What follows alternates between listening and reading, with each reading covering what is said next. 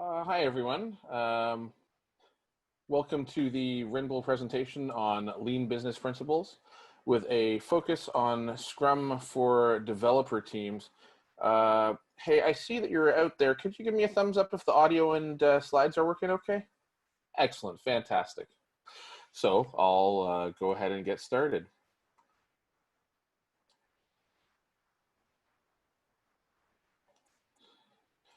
So the office model is changing rapidly, and with COVID-19, it's done so more out of necessity than preference. This has caused many businesses to adjust to work at home and flex work scenarios, while others who have chosen not to adapt simply refrain from conducting business. But in a post-COVID world, we're better off adapting the same policies. Are we better off adapting the same policies that led us to where we are, or are we better off considering business methods that cater to independent work, flex work, and a reduction in costs? Some of those who've experimented with new business strategies have found them to invite flexible work and increase freedom for workers, as well as reduced costs for the businesses through the reduction of in-office resource usage. Simple strategies for project management, including Scrum that we'll address here today, also fit in well with continuity planning because they create the ability to run a business in an agile manner while decentralizing work resources.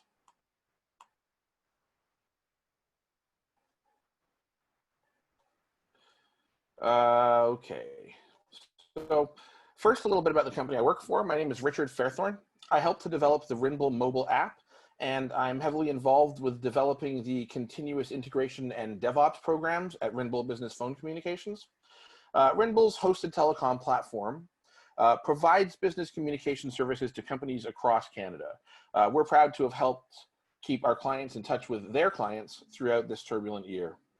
Our product offering allows workers to stay in touch from remote locations as if they were sitting at their office desk.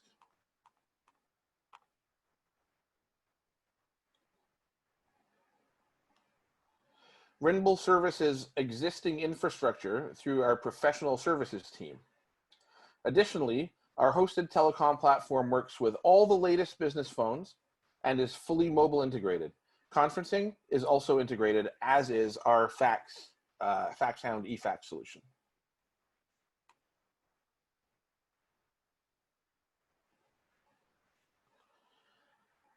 So as I mentioned, my name is Richard, and I took place in developing Rinble's DevOps and mobile app solutions, and I'm the lean consultant and a business phone at Rinble Business Phone and Communications.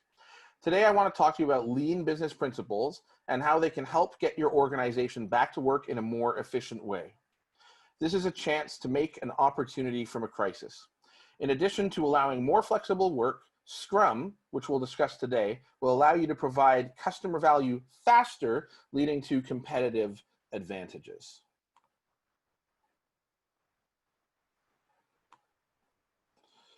There are 5 lean business principles: defining value, mapping the value stream, creating flow, establishing pull, and pursuing perfection. The first principle is value. Value is the worth of a product defined by what a customer is willing to pay for it. Value comes from the idea that a customer wants your specific product, and you can have processes that don't provide value, and you can have processes that do provide value. And in lean, it's very important to differentiate between the two. That happens when you look at your value stream. You examine processes. Some steps will be found to unambiguously create value.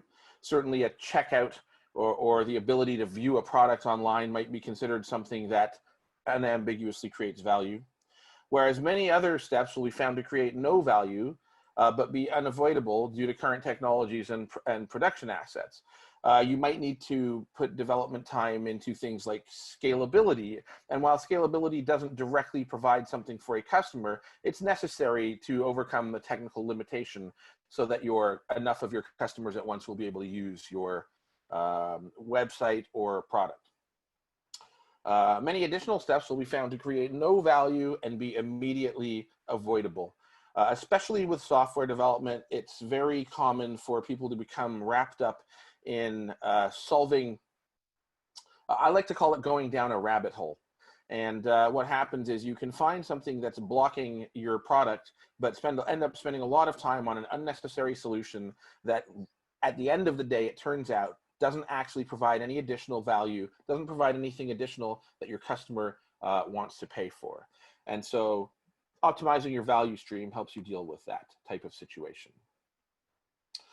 Principle 3 is flow. Flow refers to the pipeline of your workflow. So there may be bottlenecks which can be identified in development. For example, you may require, a project could require, for example, graphics. A programmer may not be able to continue work until they know what the graphics look like. And so if you've got a bottleneck in your graphics department, you might get stuck and not be able to continue on development. Perhaps new code routinely breaks old code. Changing the testing can address this type of issue. Improper testing means that frequently people will develop features that actually stop old features from working. So eliminating downtime will increase the efficiency of your workflow.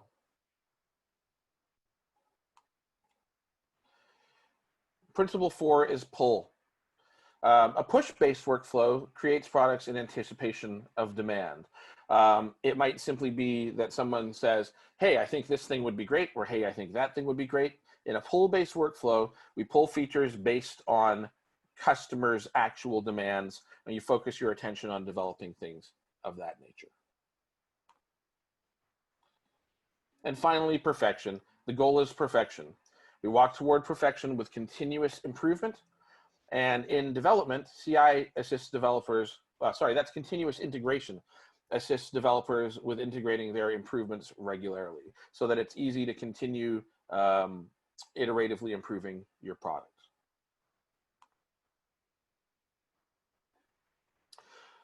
So I want to focus in on Scrum now. Scrum is built around 4 regular ceremonies and the sprint. The sprint is a period of time that you choose. It should be under 1 month. Typically 2 weeks is very common. 1 week is sometimes useful in very fast moving projects. And the sprint cycle creates sort of a predictable cycle whereby developers know when they'll be presenting. They know exactly what they're supposed to be working on. And it means that the executives or business folk can easily communicate their needs and have their product requirements get into the development cycle on a predictable life cycle. There are 4 regular ceremonies: sprint planning, daily scrum, sprint review, and sprint retrospectives. In sprint planning, you determine what it is you want to accomplish during a sprint. The backlog contains tasks. The backlog is essentially a list or a lane of items that have been requested by a customer. The customer could be the executives, or it could be the company's direct customers. And during the sprint planning, you move tasks from the backlog to the in-progress lists, while making a note of the sprint length and the difficulty of each task, how likely it is to be able to accomplish that task within the sprint. If the tasks are too long, they should be broken down into smaller tasks so that you can accomplish each of those tasks within a single sprint period.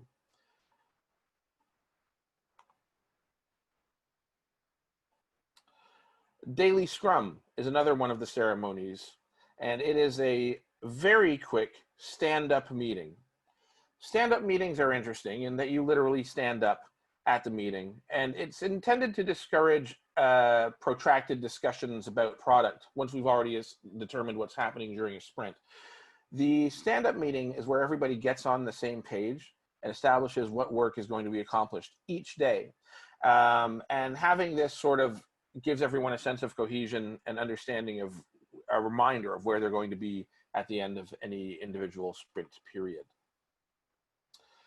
Then there's the sprint review.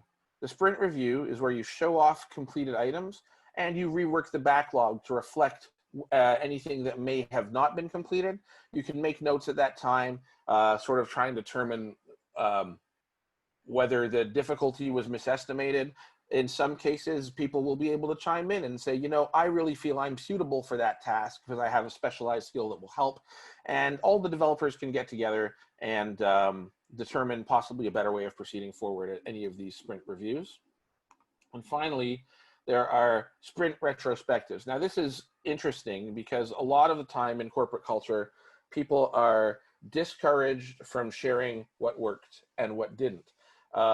It's because there's a sort of an accountability issue there and an issue of safety.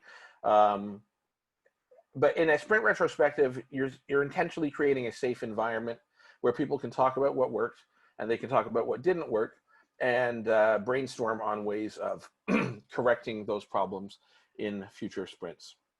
These are the 4 main events, and using them leads to really just a better and smoother development cycle.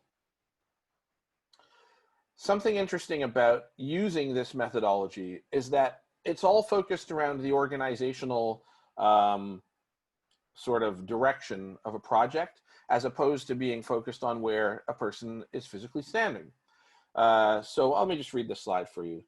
Flex time. Due to the organization of work around ceremonies, it's easy to accomplish work around a Scrum development process.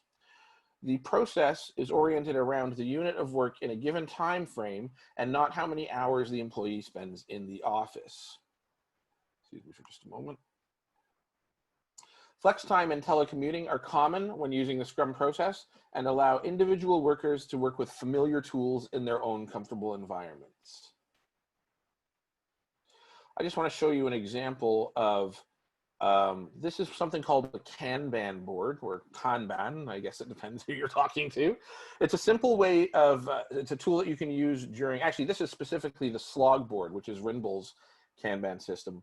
And it helps during sprint meetings in organizing your backlog of items that you would like to accomplish, moving them into the to-do, which means they're part of the sprint, into doing, which assigns the item to an individual person and shows that that's what they're currently actively working on, and done. And when you use this at each meeting, it's very easy to assess what's happened during a sprint and see where bottlenecks may exist and try to rework those situations. It's also possible to use Kanban for different types of scenarios. In this case, this board has been reorganized. Each of the lanes reflects a single product with the, I like to call them stickies, representing some sort of action that needs to be taken on that product. So this is pretty flexible. It can be used to organize a variety of different types of products. And like I said, these are using Rinble Slogboard, which is under development, but it's available at no additional cost to Rinble users who have Pro phones. With that being said, if anyone has any questions, I'd be happy to answer them. Hey, Rich, maybe while we let some questions queue up, I'll just ask you a question. You mentioned that you do a lot of work on DevOps and continuous integration, or CI at Rimble. Yeah.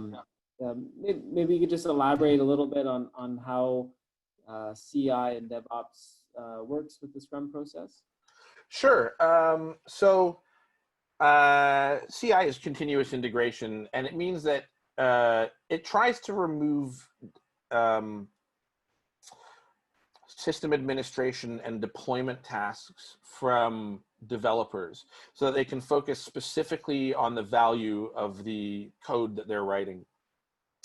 And if you can put a good continuous integration system in place, developers essentially just start to write code. They commit their code to a repository. They review each other's code, and usually on an automated schedule, new code versions are released.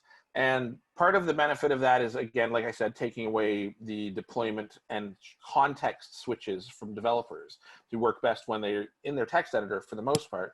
But another thing that it does is